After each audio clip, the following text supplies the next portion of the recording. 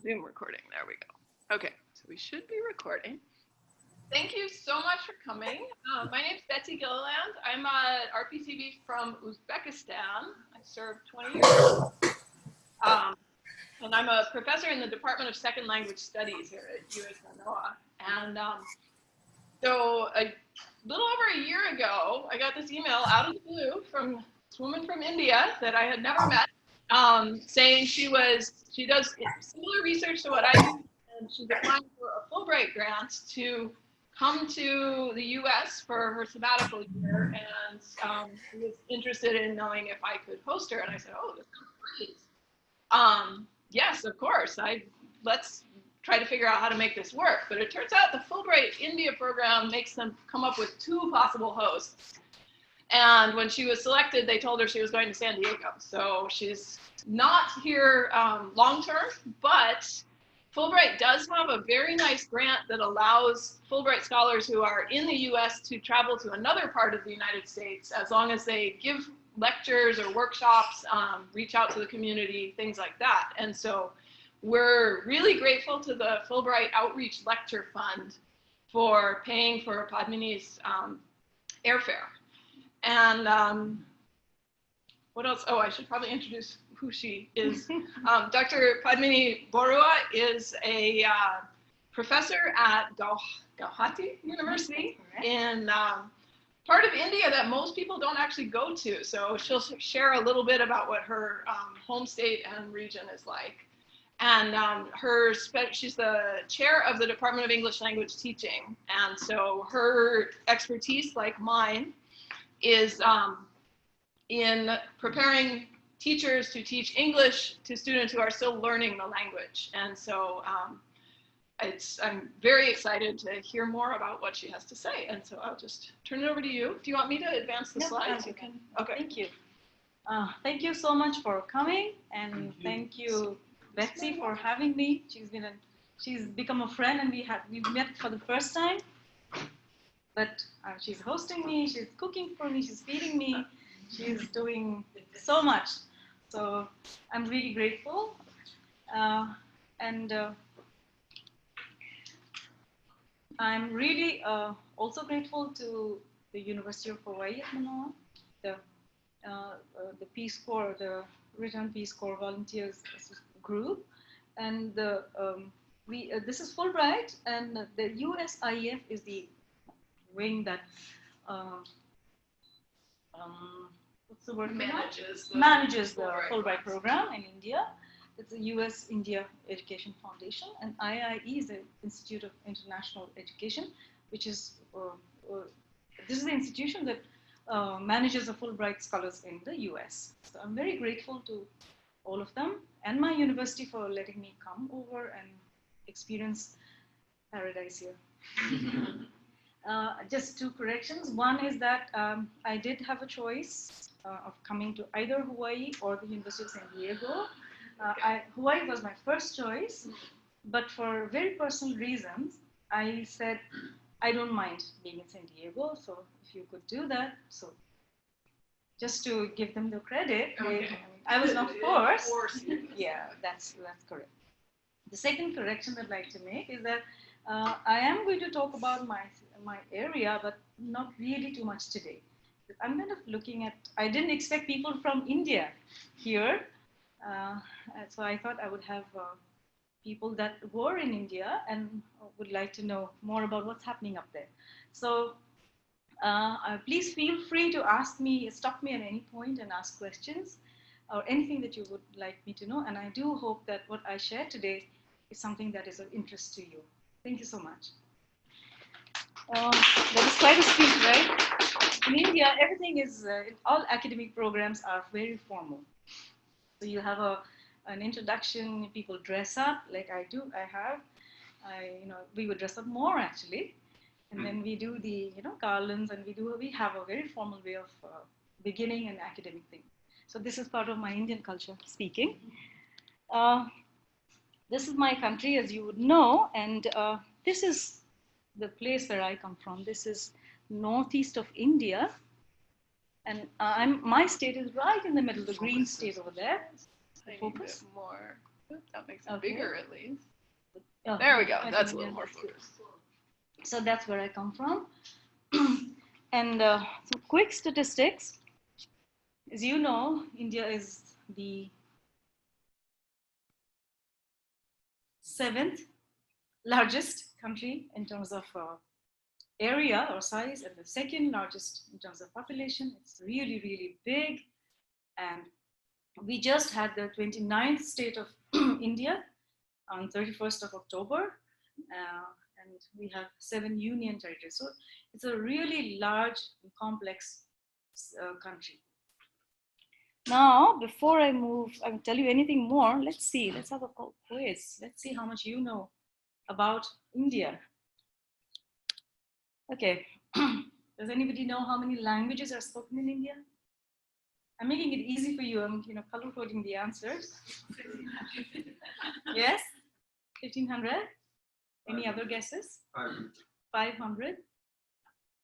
1,000. The last official number was 1,562. But that's an official number. And that doesn't account for smaller languages, which are often mistaken as dialects. And in my northeast, we have over 220 languages and many more dialects. Okay. What is the status of English in India? Do you know? What is ASS officially? Oh, sorry, that's associate official. There was no space, so I just... They say associate official. I know. That giveaway.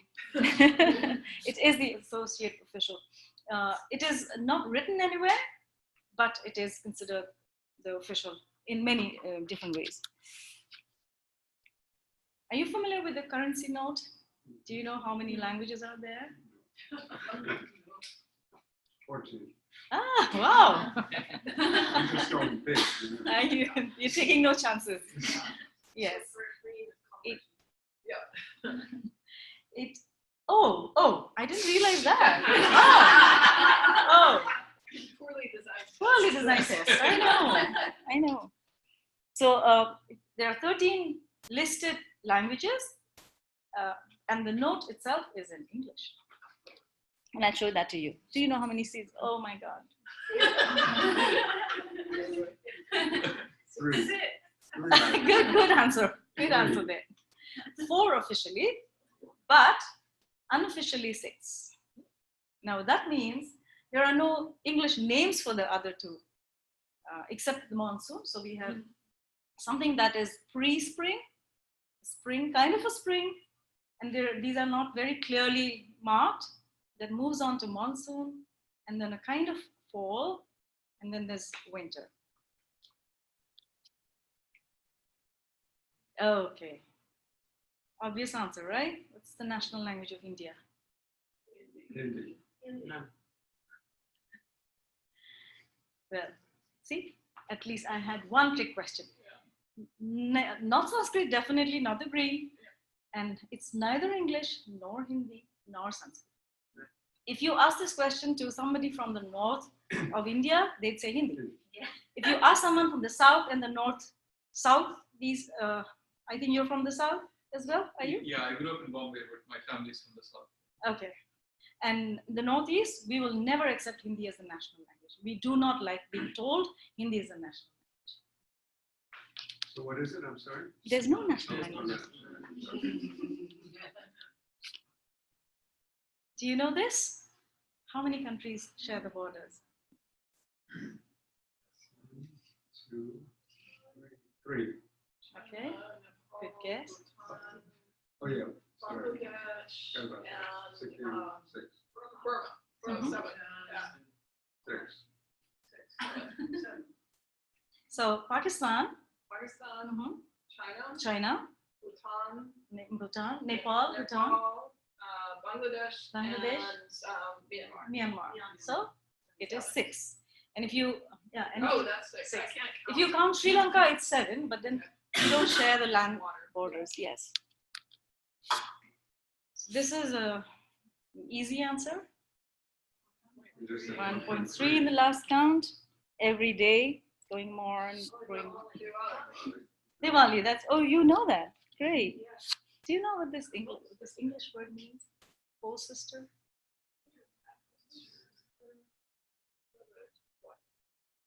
Oh, that doesn't show here. Krishna's wife, yeah. So is it the second wife or? This is brother's wife. So if you're married to, if your husband has a brother and that person's wife, the English word we've made up in India is the co-sister. Have you ever heard of that? No, I've never heard of No, see, you learn. And this you would know. Which one? Priyanka. Oh, yeah, she's famous. Do you know this?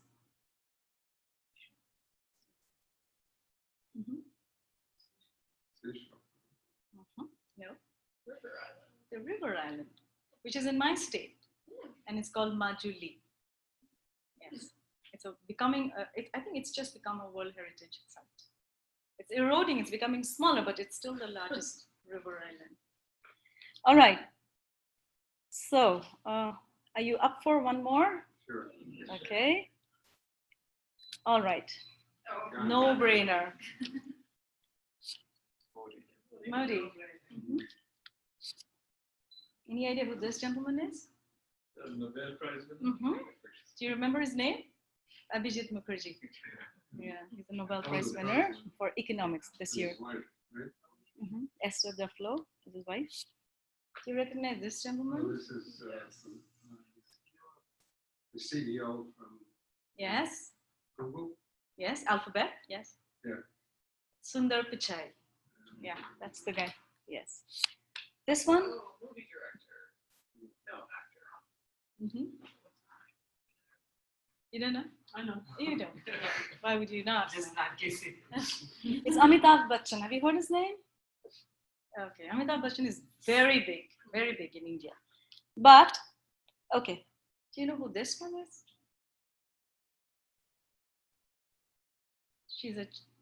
She's Geeta Gopinath, the chief economist at the IMF. This one? Shah Rukh Khan, another Indian movie star, superstar. Do you know this lady? She's Reema Das. She's from my state, and she's made these wonderful movies. One of her movies is called The Village Rock Stars, which was India's entry to the Oscars. And she's doing really well. Who's this? This is the Priyanka Chopra that's married to Nick Jonas.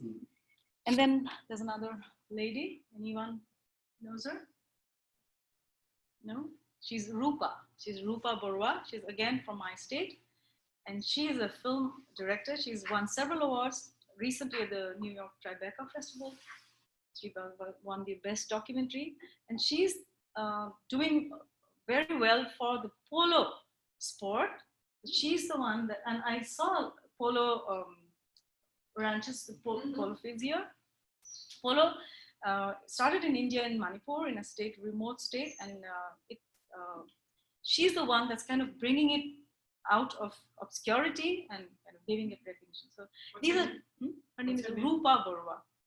Rupa. She was here in the Bay Area for some years, but she's back in India now, and this is all something, things that she's doing to, for making the sport popular in India and abroad.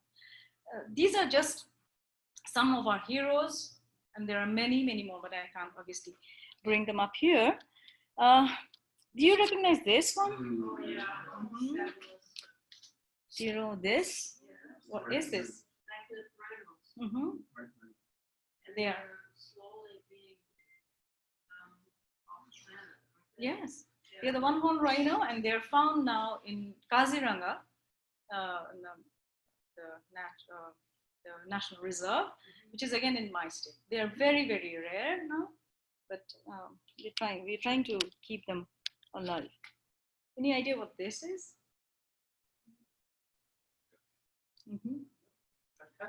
Kathakali. It's one of the dance forms of the the southernmost state of India, Kerala, and it's a dance where men dance and they wear these elaborate costumes and masks. Assam tea. Assam tea, yes, it could be Assam, it could be Darjeeling, Nilgiris, but yes, it's a picture of tea, and that's how people pluck tea leaves. Kashmir. Kashmir, yes, that's the Dal Lake of Kashmir. And this is the Rajasthan, the Thar desert.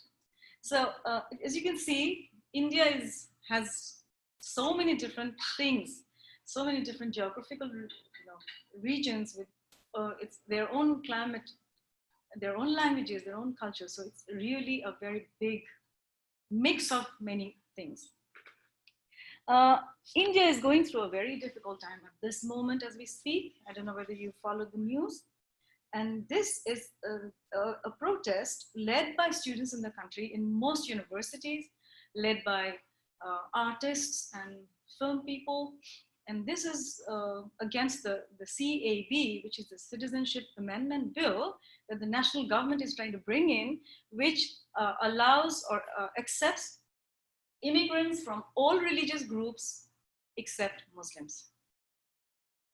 Yes. And because the national government now believes in Hindutva or the glorious Hindu state that India should be, and one of the things that they've done is saying that from the neighboring countries we have a lot of immigrants that want to come in, persecuted communities, minorities.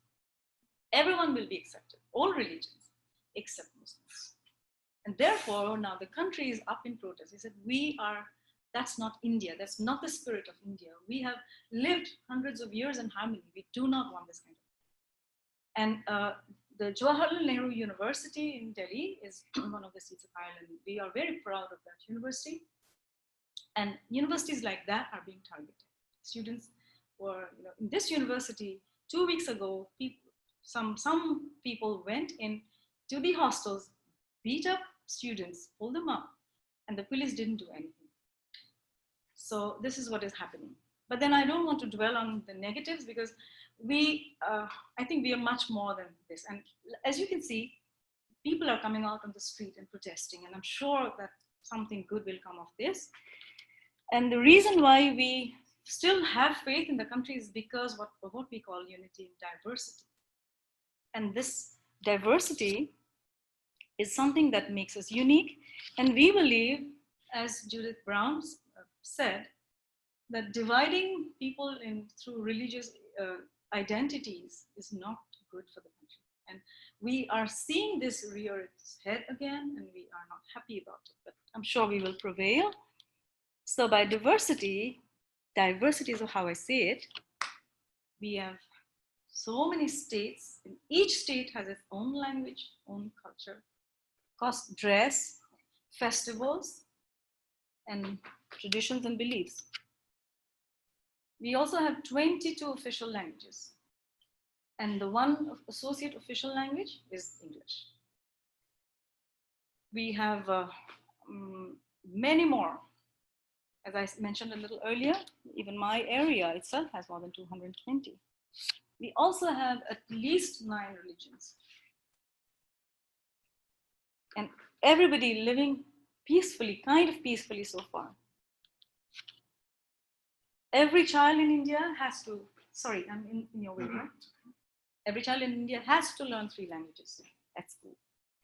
And it's Hindi, English, and the state language. So this is huge. And by default, most of us are multilinguals. I'm sure you speak at least 2 or 3 different languages. That's part of who we are.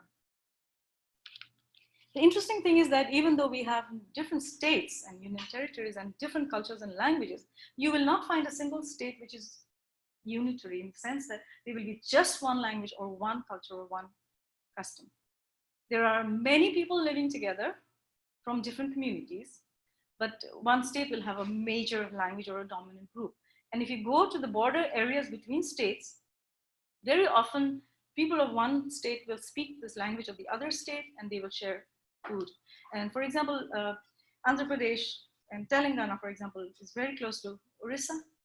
And I have friends at the that have lived in the border of Orissa, and they speak the language spoken in Telangana, which is Telugu, and the food that they eat is very similar to what. So there's a lot of overlap, and you know that we are famous for all of these different kinds of things. Now, since there's so much of diversity, do you think we have something called an Indian identity? What is it to be an Indian? Is there something called an Indian identity? Do you think there's one thing that is Indian? I don't know how people, I mean, we will not obviously think about that, but there is something Indian that we all share. But however, I like this quote from Amartya Sen. He says, Indian identity, if there's anything as such, is an absorbing identity. It's something that we assimilate through absorption. And we are, I don't know, there's something probably in our build that allows us to live together, accepting many different kinds of contesting ideas and beliefs and traditions as well. I also like this quote by Shashi Tharoor, who's a very eloquent speaker, and he talks about the fact that you can be many things if you're Indian. You could have an identity that's national, that belongs to your state, and you could have your religious identity as well. This is another quote I like from him, is his idea of an Indian identity being that of a thali. If you know the word thali, that word thali literally means a plate, but it also has a metaphorical sense in that a thali would have food of different kinds on it. So he says that this is who we are. We are all different kinds of things, but when you put them together, they give you a really very interesting repast. Now, I think there are many stereotypes that we all have about India. Do you have any, would you know of any stereotypes, assumptions that you have about India or you've heard tell? Spicy food. Okay, Indians eat spicy food, yes. Anything else? The cows in the street. Cows on the street. The absolute abject poverty. Okay, yes, yes. And crazy traffic. Yes. Yes. Enough movies. Yes. Anything else? The Maharaja stereotype that was like Octopussy in the movie with the Maharajas. Oh. You know, there was Udaipur with the Maharaja's lake castle and then the Maharaja's mountain castle. And it's all within like a whole drive. Yes, Yeah. we do have them now. The Maharajas have started to look different, but yes, that's there. I was thinking about this and I came up with this list. I'm sure there are many more. We've, people ask me about a joint family. Do you think any idea what a joint family is? It's a family in which at least 3 generations live together. The grandparents, the parents, and the kids. And a lot of it is true, we still do. Now that has something to do with our cultures. It also has something to do with economics, because it's not cheap to own a house, and we do not encourage our children to go out of the house at 18 and live on their own. They remain our children forever. And we do like to tell them what to do. It doesn't really matter how old they are. Vegetarianism. People ask me, are you a vegetarian? I say, no, I'm not. I'm a strict non-vegetarian. Because in my part of the country, the Northeast, we are very big on fish and meat. Like I said, Hindi is the national language for some, not for us, not for many of us. Cows in the streets, yes, we still do. Plus, the new government has said that the cow is a sacred animal. So you are not supposed to harm it or kill it. So we have more cows on the street now. it's another assumption is that, when you see a person, you think, that they're Indian. But I was sharing with my friend here, he could pass for a Naga boy, Naga young man. So the states that border the southeast, the states that border my state, the people there, the ethnicities are very close to the Southeast Asian countries. So anybody from the south, from the northeast, is considered to, is assumed to look, to have features that we share with, say, the Chinese or the Korean or the Japanese people. Very, very close. And from the people of southern India would look very different from the people in my neighboring states. Similarly, people in the northwest would have a very different kind of facial features. So we have many different ethnicities, and we do not look the same. We look very different. I mean, in India, we have jokes about how people look, and not all of them are kind.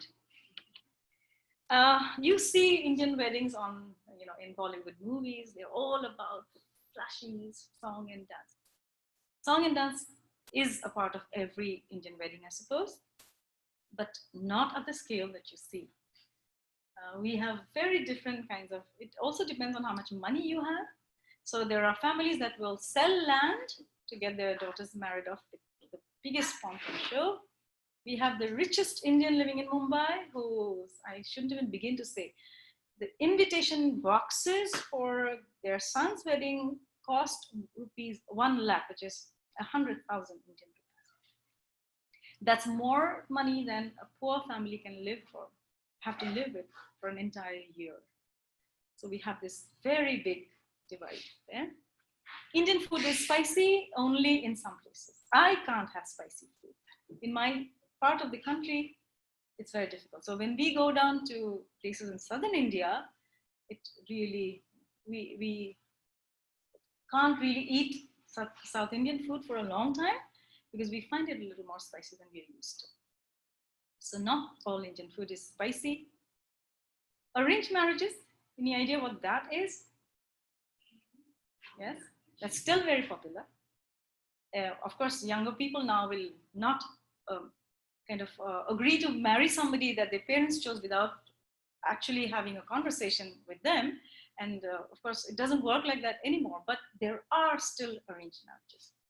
There are still people that are happy to have their parents or other relatives find their spouses for them. It somehow has been working, and it may just continue.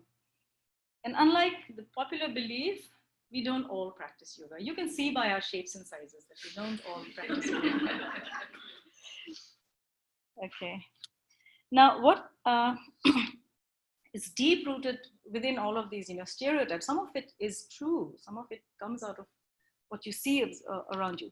One thing that is very deep is spirituality. No matter what religion you practice, spirituality is something that's part of our lives and our psyches. I'm not very religious myself, but even I do pray. So somehow religion and spirituality are connected, very deep. A lot of people also believe in karma. Karma, what you do in this life, is a result of what you have done in your previous life, and you will go on to doing in your next life. So there's a deep-rooted belief in the next life. As you know, we are very, very multi-everything. We are all about different kinds of cultures and ethnicities. And there's something that I'm not very proud of, which is the dowry system, which is where people have to pay a lot of money to get better grooms for their daughters. Now, officially, there is no dowry. Officially, you will not find dowry. But unofficially, even if they don't accept money now, they will make it up in kind. So this is where the fathers will sell their property just to get a groom for their daughters. So we call it the boy price. So you put a price on your son's head and you put him up to sale. And because of dowry, there's been a lot of killing of daughters because poorer families can't afford to have daughters. If they have daughters, they'll have to marry them off. And to marry them off, they will have to pay a lot of money. Now, again, this is not a pan-Indian thing. In the Northeast, we don't have dowry. There's no dowry. So it's something difficult for us to understand, but we know that it's there everywhere else. And the caste system is something I'm not proud of. Again, in the northeast side of India, we don't really have many castes. We do not certainly have untouchability. And we hear that there are some parts of central India that still practice this kind of thing. There's a whole group of people. Traditionally, over generations, these people have been entrusted with the job of cleaning toilets and sewers and stuff. So they are not considered, clean enough for people to touch or have them share a village well for water or come into their houses. So this is still there.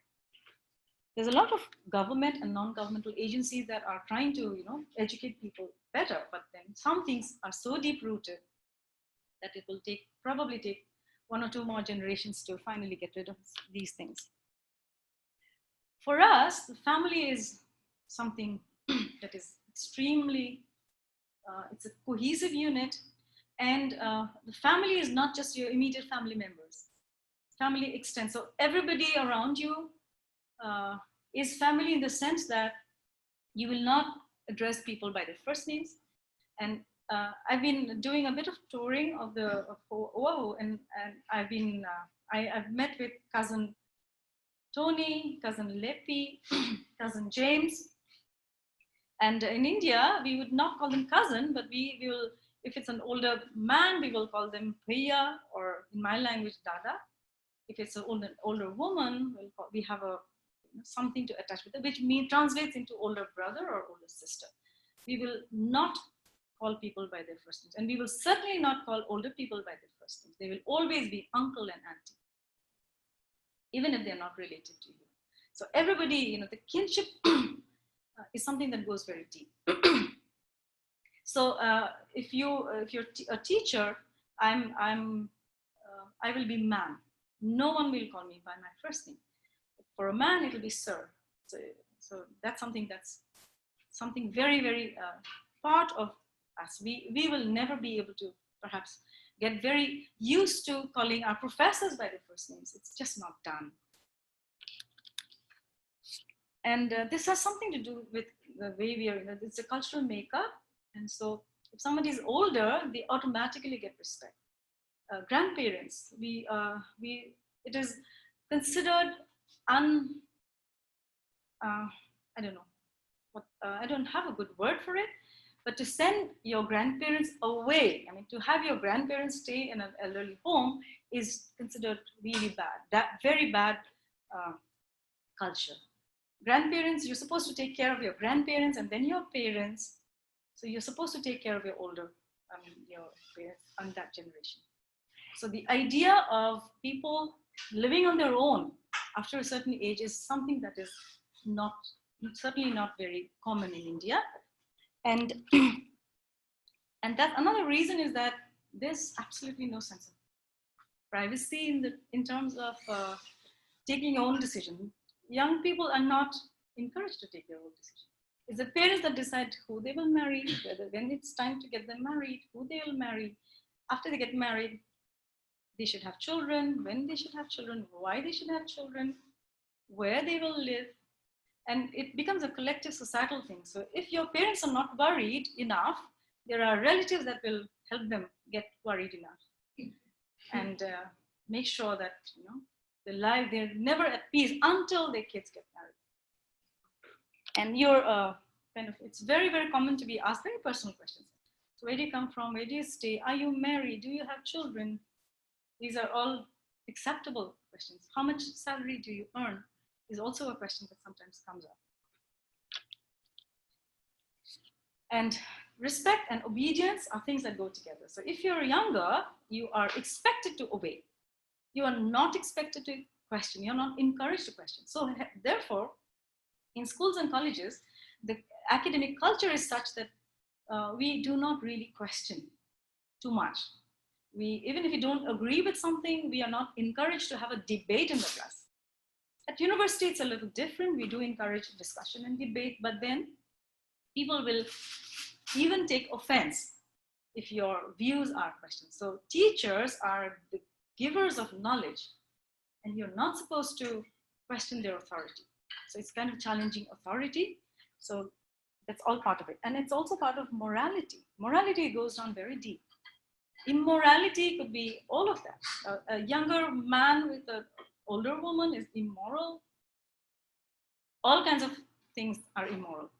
So closeness, personal distance, touching, these are all things that comes as part of our makeup. So hugging is not Indian. It's just now beginning to be accepted.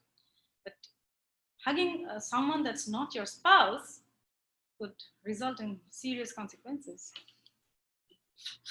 And also, we have this obsession with fairness. If you look up the matrimonial ad, every daughter is advertised as fair, beautiful, and every male, every groom looks for a fair, beautiful girl. We are obsessed. We have these advertisements all over. So we've actually had to have movie stars with darker skin promoting this anti the fairness things. Otherwise, fairness, anything that's fair is beautiful. Am I correct? Yes. Kind of, yes. But thankfully, we have other things to compensate for all of these negatives, and education is available at a much cheaper rate than in other countries, also in the US. We do have access to healthcare. We don't all have medical insurance. And if you fall ill, you can go to a public hospital, a government hospital, for first aid and then to other hospitals. So we don't have to really take an appointment and wait. There are many doctors that do private practice, and healthcare is something that's accessible. We also have a very cheap public system, public transport. And I'm saying this because in San Diego, I don't have a public transport system. So in India, to travel across the length and breadth, you have the railways, you have bus services, you have air services. You might also use water, but then we do not really. But there's everything else we do by land, and you can get anywhere. So I'm just coming to the end of what I had to say. You mentioned culture shock. You asked me, culture shock. Yes, I am an academic. I've read about the US. I've watched 100 movies. I've grown up with literature. Nothing prepared me for some kinds of culture shock that I had. And I'm not sure whether you understand what I'm saying.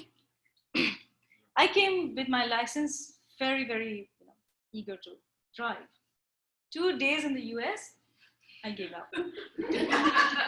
I mean, left and right, just the opposite. Not only that, there's lane driving. In India, you just find your way. You cannot wait for some lanes. There are no lanes. Yeah, there are no stop signs. And as my friend says, stop signs mean go very fast. Pause, go very fast. So when just before it turns red, you just zoom across. That's us. So lane driving, stop signs, I've had to teach myself to look out for signs. All of that, no turn on red light, all that kind of thing. It doesn't exist in my country. In India, you will never leave your bathroom door open. It's considered unhygienic. We will always have a bolt on the door from the outside. Yes, from the outside. So you know that someone's inside when the bolt is unlocked. So I've had experiences here where I didn't know that, and I have had stares. People staring at me. We are too many of us. Who has the time to queue up by now? So I arrived in the Bay Area, and I went to a shopping mall, and I'm a very alert person. So I looked out for a counter that was free. There was, then I looked around, all the counters were free. And I saw no one. So I went up to the counter and the lady behind the counter said, line? Where's the line? It's a mile behind me. How do I know? It's between two aisles. There are people waiting. How do I know they're not checking stuff there? And then I didn't know that you had to wait to be called. Nothing like that happens in India. You just push your way up, or at least, you're the next person, you just go. So here you learn to wait to be called, which is something that I've really been learning. Pedestrians first, the same rules go. You just escape with your life in your sleep. You see a car coming, the car has the right of way. You manage to run across, you're fine. We have zebra crossings. No one understands what that is. I mean, this is not putting my country in a very good light, but this is the reality. I told you already about individuality, independence. We are very suspicious of our kids that want to live on their own. So we assume by default there's something really bad going on. Either they have something with someone that we don't approve of, or they're doing something really, really bad. It's just not part of how we think. I have just now kind of got used to the fact that strangers will come up to you and smile and say, how are you doing? So it's very strange to me. In India, we do smile at people, we do smile at strangers, but we are also taught to be very wary of strangers. So we will not start talking to anybody who's just standing in the line next to us or something. It's just not done. So I'm now beginning to be comfortable enough to respond when somebody says, how are you doing? I cannot imagine houses in India that have no fences, no walls. You just walk up on the street to someone's house. Can't imagine that happening. We fight over land. So every time an unscrupulous neighbor wants to increase his area, he will just build the fence 2 inches into the neighbor's property until that keeps happening. So that also happens, but we do have very clear demarcated areas. That was very, very, it made me very lonely to have nobody on the street. In India, we have thousands of people on the street. So when a tree is being cut by the government, there'll be 50 people surrounding and just staring up. Everywhere you go, you jostle, you push. Isn't that right? You just jostle your way through because there are too many of us everywhere. The only time when there will be nobody in the street will be probably 2 a.m. in the morning or 3 a.m. in the morning. Otherwise, it's full. So the first time I came, I went into an elevator and I wanted to go to the first floor. So I kept pushing the button. I couldn't move. That's not how we count floors in India. So the ground and then the first. So all that is really, really alien for me. You say schedule, we say schedule. I had to teach myself to say route. I'm wondering what's going to happen when I get back. I'm going to get a lot of flack from my Indian people for saying schedule and route. We have mail, we have post, we have hot or we have cold. We don't have warm and chilly. Come on, guys. That's not what we are. A check, you check something. You don't write a check. And we spell it as CHUEQUE. We certainly don't call it a check. So when we go to a restaurant, we ask for a bill, not a check. A check is what we sign and give away. Oh my God, a bus in San Diego is called a tram. A tram is called a trolley. If you've been to Calcutta, they have these trams, the electric vehicles that run on rails. So I have been asking her, what's a tram? What's a bus? What's a tram? What's a trolley? Trolleys that look like Oh my God. trams that are actually buses. You also do not talk of food as food. So I had lunch today, and oh, you can't see that. But I was taking pictures and it talked about everything that is there has the price and then it has calorie count. I mean, which Indian will ever count calories? We don't do that. And then you don't call it chicken, you call it a protein. I mean, I don't know. we are very happy to just show you the beautiful colors of the food and tell you what ingredients they are. We will still have a red mark to show it's chicken, it's okay, but then that's it. And a salad is not a meal. A salad is something that you have as a side. It's just a collection of vegetables that you have. It's certainly not a meal. It's unthinkable.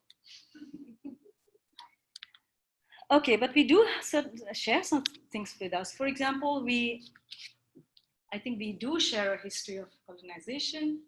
So at some point in your history, you did have this as well. We are a very new, we've had just 60 years of independence. So that's still fresh in our heads. But I think a lot of what we are is shaped by our history of all that. Like you, we also have a very multi-ethnic population. Like you, we have a democratic form of government, except that it's a little different here. Like you, we have a variety of climates. So I've been driving Betsy crazy by saying, oh, this grass, I know, it grows in my backyard. That plant grows in my house. The coconut. Yesterday I was at the Polynesian Culture Center, and the Samoa Island performer was going through the motions of breaking a coconut, taking out the milk, taking out the flesh, all of that. That's something that we've grown up with. It's part of every household, at least in my part of it, and of course also in the South. So there's a lot of similarity in climate and the way and food habits, also the way you build your houses. There's so much similarity there. We are very high on testing. Indian kids grow up from childhood trying to get into the IIT, which is the Indian Institute of Technology, the super schools that very, very smart kids go to. So right from school, there will be extra coaching and everything is geared towards that. We do have a very rich class, we have a very, very poor class, and therefore we also have a lot of homelessness. It's really sad to see families all under every bridge that you have, on the streets, in marketplaces, in public places. We are very proud of our armed forces. The Indian Air Force is the second biggest Air Force in the world after the US. So we are very proud of this. And like you, we have many Indian techies. So a friend's son I met in San Diego, who's just joined Qualcomm. So Diwali was coming up and I was feeling very sorry for him. So I said, what are you going to do for Diwali? You want to come? And he said, how? I will not feel anything different because Qualcomm is India. It's a mini India. There's so many of them there. Walmart has so many Indians. Most of the tech companies in the Bay Area are full of Indians. So we do have a lot of Indian techies. And like you, we love curry. But there's one thing that also binds us together, I suppose, is the language. I don't know how I'm doing for time. I'm just not looking at the time at all. No, I mean, you're okay. Probably 10 more minutes. Okay. Now, I'm not sure how many of you know, but English as a language for education was brought to India by Lord Macaulay. His idea was not certainly to make us very, not give us a lot of access to information. Their idea was to train a whole group of people that would help them rule. So I have read his minutes, and there's a lot of, he's talked about the fact that he's done a lot of work on reading translated versions of scriptures, and he decided at that point that whatever was there was not really as great as what the British had to offer. So he argued for English so that the English masses could help them rule, and also it would make us, the uncultured and illiterate natives, learn more about higher forms of civilization. So I like to think that if you were to go to India, if you haven't already, the one thing that will help you is how India has English everywhere. English is all around us.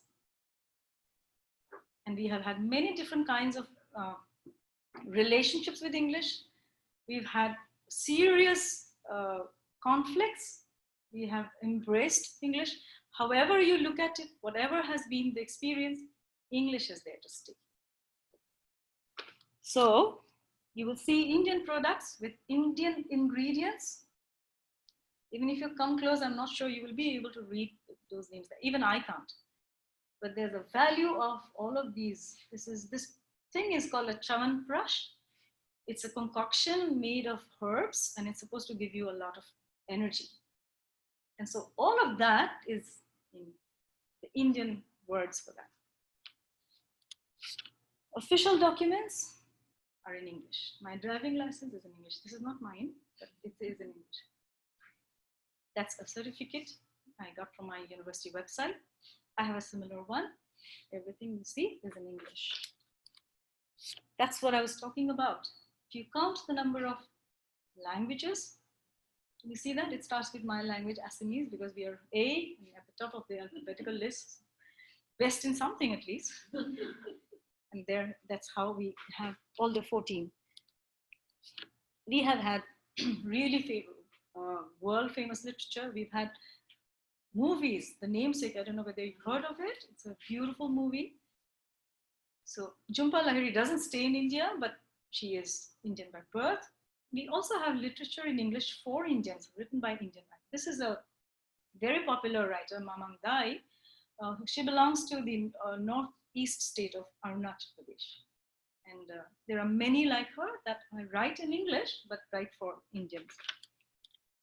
But then we can also teach you Hindi if you want, through English. And never mind the apostrophe. No problem. Main hoon na. Main hoon na translates to I'm there, so don't worry. It's a very popular line from a very popular movie. So that's India for you. And we also get very poetic when we are drunk.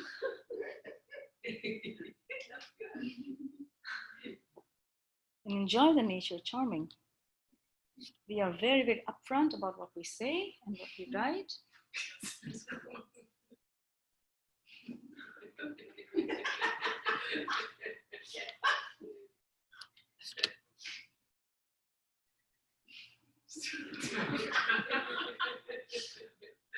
If you don't have to pay a parking ticket. We'll take care of that.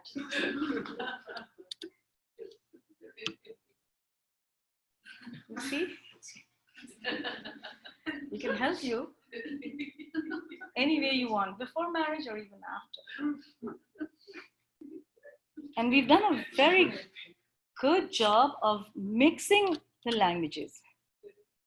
So India, cricket is the biggest sport in India. Indians are fanatical about cricket. So that one, the first one, is Mahendra Singh Dhoni. There was something that he did. So Amul is a dairy company, and they come up with the funniest of commercials, and they come right just after an event happens. So we have a whole collection of these. World Cup pay upset, pay mean on because of. So this is our English. Now, before I end, I also would like to share with you what the British left us. They trained us so well that we write the loveliest of applications. I'm not sure whether you've seen these, but see, we are so good at this.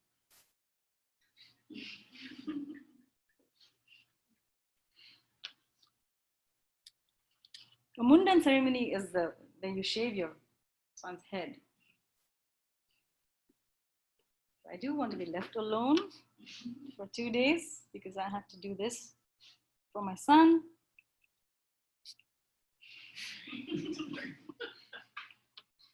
Prepositions are not our things. We have postpositions, so you can forgive us for that.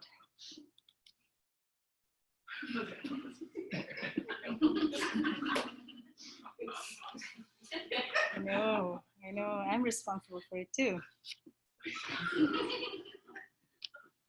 We do like to write covering notes.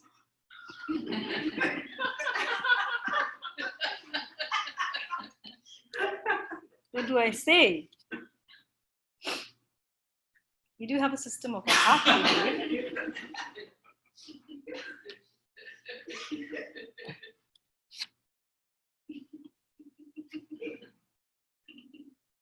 a very, very genuine case of headache.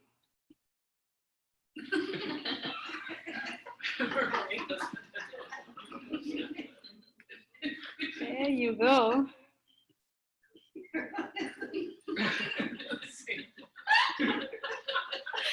And my absolute favorite is this one.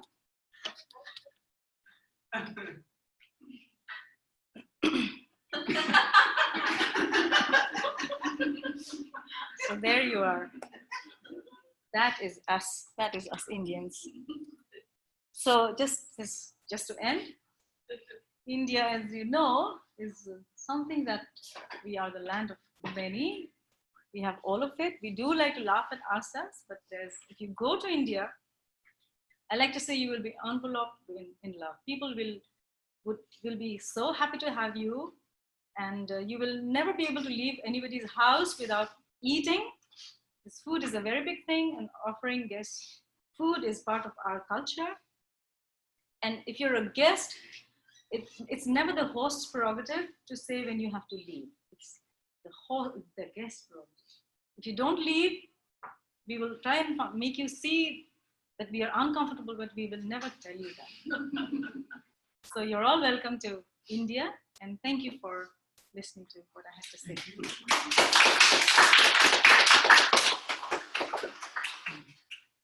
If you have any questions, yeah.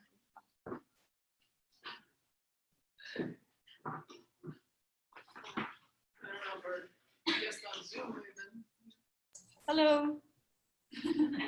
I don't think she can see me. If you have any questions, I'd be happy to have them.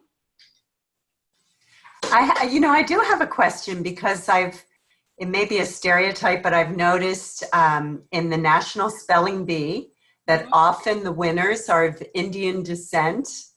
And the other thing I've noticed is that there are a couple of very accomplished physicians who are also very accomplished writers, and they are, I'm thinking of Atul Gawande and Abraham Verghese.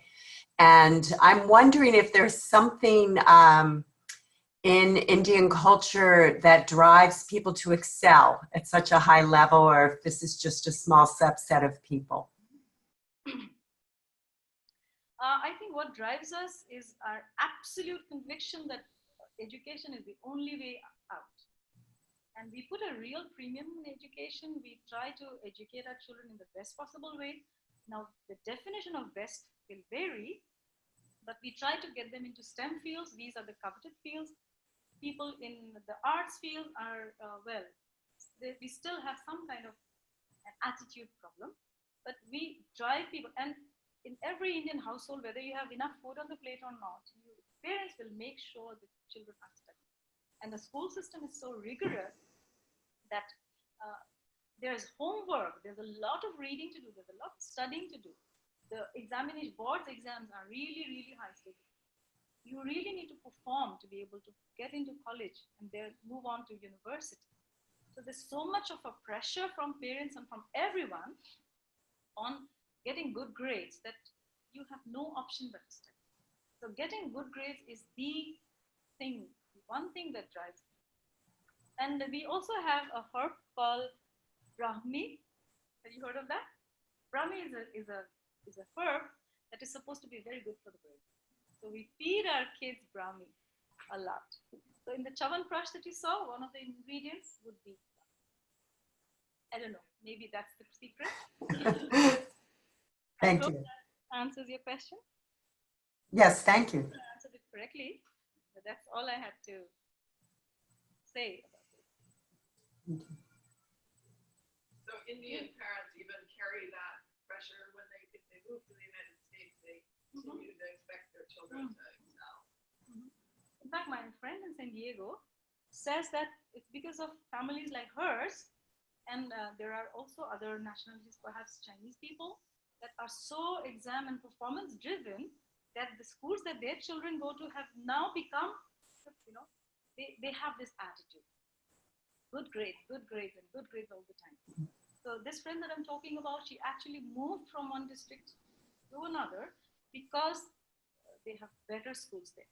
And the better schools are in the communities that have a large income. So again, the definition, I'm not sure what that is, but it's certainly different from perhaps the US. And there are so many children in the classrooms that you really can't afford to give them any kind of psychological support. You are just left to do the best. So that probably also adds to the pressure and toughens things up. That's just a personal.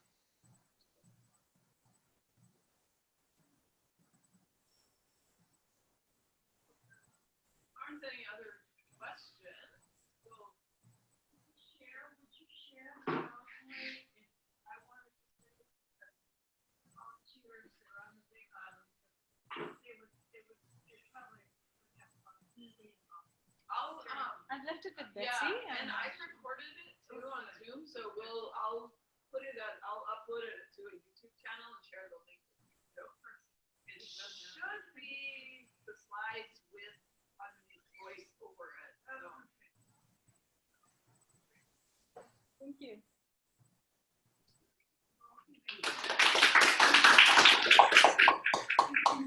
Such a good audience and being so kind. Thank you. Thank you. Wait, that's not what I want. I want to stop the recording. Stop recording. There we go. All right. And then, oh, yeah, I just gotta escape out of, oops, wait. Hold on, I gotta get out of the PowerPoint. Zoom here. Wait, where did it put the recording? Oh no. No, stop recording. Yes. Wait. Thank you so much for sharing.